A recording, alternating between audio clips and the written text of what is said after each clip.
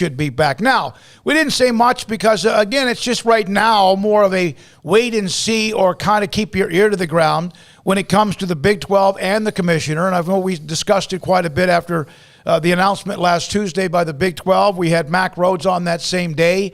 And then, of course, throughout the shows the rest of the week.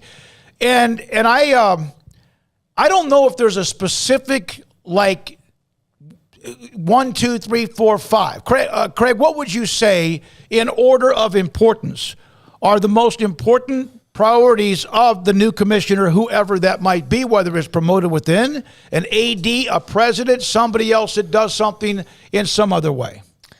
We can just replay my answer from Friday, but we talked about this on Friday a bit. I'm trying to think of what all I said then. Somebody with an eye on the future, somebody who has a grasp of the media landscape, doesn't necessarily have to be a part of it. Just somebody with some, some confidence about them that can get into a room with Greg Sankey or Kevin Warren or whoever it may be and be eye to eye with those guys, not feel like you're walking in and you're already, you're walking in on your knees and they're standing upright, because I think sometimes those guys do have a little bit of an intimidate. Well, Sankey in particular, like just the whole SEC kind of powerhouse. I feel like, sometimes when you read quotes, it almost reads like somebody who feels like they can kind of throw their weight around a bit and knows that they're bulletproof. And I don't want any Big 12 commissioner going in there and feeling that way. I want somebody that feels like he's eye to eye no matter how much money's being made or games being won, because you aren't always number one. And you're not always going to be number one, no matter how many teams you bring into the conference or whatever the case may be. So and it's not just the SEC. I mean, in general, we've seen the Alliance throw its weight around in terms of some of these voting issues. So somebody who's not going to be intimidated or bullied by anybody else, no matter the Big 12's position in the pecking order. Somebody with some fresh ideas that doesn't just talk about streaming, but actually knows like what they could possibly do. Because I hear that, and it's all well and good, but if everybody's just going, well, what are your options? Well, hopefully streaming opens up. Well, if everybody's hoping that same thing, well, guess what? It's probably not going to happen that way, and it doesn't sound like a very concise plan. So, I'm not saying the guy's got to get hired and go like, we're going to be on Apple TV Plus or whatever, but like have an idea in place. Like come in with an idea in place and something that makes sense and isn't totally off the wall and that can be accomplished. That would be beneficial for the Big 12. I mean, it's pretty simple. Whatever helps the Big 12. That's what I want to see that guy do, while not at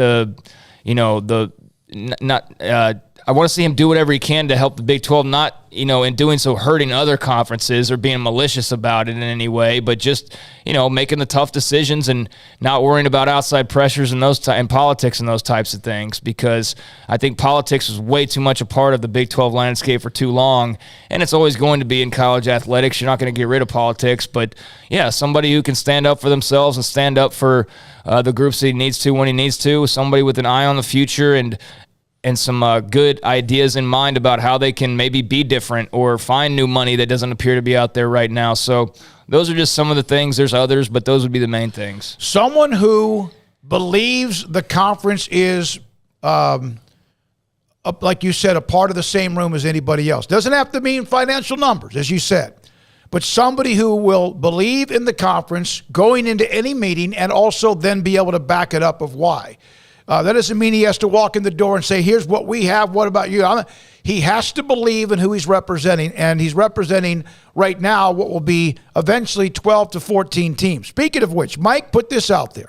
Surely the next fall or spring, which will be at this time next year, this is from Mike, will be the end of the Texas and Oklahoma in the Big 12. I have to think the new commissioner will want to tidy that up pretty quickly. Now, that doesn't mean it's going to happen, because that's 23. This may not happen until 24, 25 year.